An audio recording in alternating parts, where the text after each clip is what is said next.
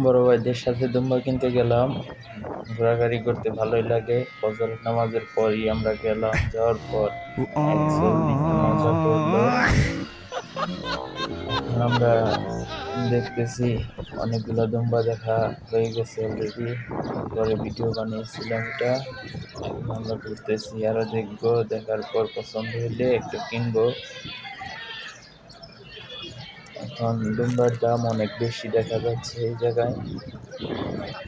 পরিস্থিতি ভালোই, অনেক দুর্গন্ধ দুম্বার হাটে। যাই হোক, অনেক প্রকার ছাগল দুম্বা এই জায়গায় দেখা যাচ্ছে।